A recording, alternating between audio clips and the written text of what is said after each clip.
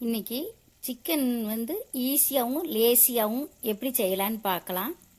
Chicken recipe இது கிரேவியாகவும் semi கிரேவியாக எப்படினாலும் பண்ணிக்கலாம்.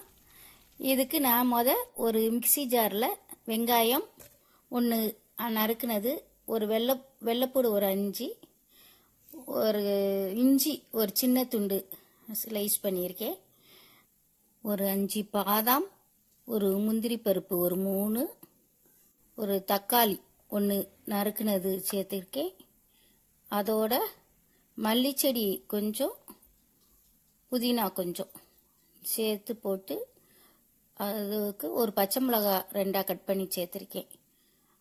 மல்லிப்பொடி ஒரு 2 ஸ்பூன், மிளகாய்த்தூள் 1 ஸ்பூன், சீரகத்தூள் 1/2 ஸ்பூன், கரம் மசாலா தூள் 1/2 ஸ்பூன், அதோட சேர்த்து தயிர் 2 ஸ்பூன் சேர்த்து, இதுக்கு சிக்கனுக்கும் மசாலுக்கும் தேவையான உப்பை இதோட சேர்த்து நம்ம போட்டு மிக்சியில் அரைச்சிக்கிட வேண்டியதான். நல்லா ஃபைன் பேஸ்ட்டாக அரைச்சி எடுத்துக்கிடணும். இதுக்கு நான் 300 கிராம் போன்லெஸ் சிக்கன் வாங்கியிருக்கேன். அந்த போன்லெஸ் சிக்கனை நல்லா கழுவி எடுத்து வச்சுக்கிட்டு, அதோட இந்த நம்ம அரைச்சி வச்சிருக்க மசாலா போட்டு கொஞ்சம் மஞ்சத்தூளையும் சேர்த்து போட்டு நல்லா பெரட்டி ஒரு 1/2 மணி நேரம் ஊற வச்சுக்கிடணும். இந்த சிக்கன் ரெசிபிங்க தோசைக்கு, இட்லிக்கு, சப்பாத்திக்கு, ரைஸுக்கு எதுக்குனாலும் நல்லா சூட் ஆகுங்க. இது நல்லா டேஸ்டாகவும் இருக்கும்.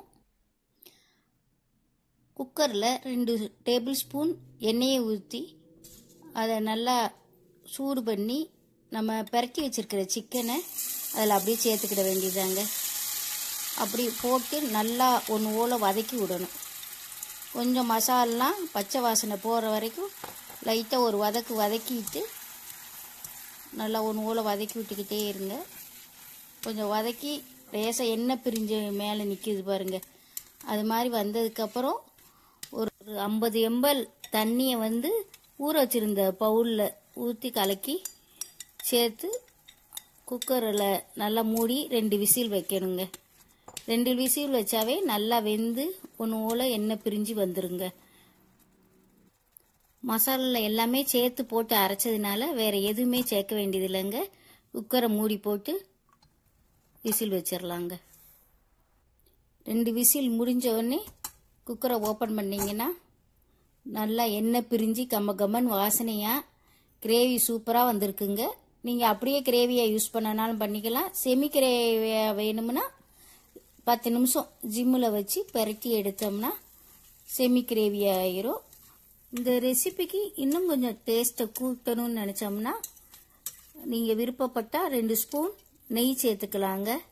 சேர்த்து அதை ஒரு பெரட்டி மல்லித்தலை தூவுனீங்கன்னா சூப்பரான சிக்கன் மசாலா ரெடியாயிருங்க. இது ரொம்ப ஈஸியாக செய்கிறதுக்கு இருந்துச்சா? ரெசிபி பிடிச்சிருந்தா லைக் பண்ணுங்கள், ஷேர் பண்ணுங்கள், நம்ம சேனலை சப்ஸ்கிரைப் பண்ண மறந்துடாதீங்க.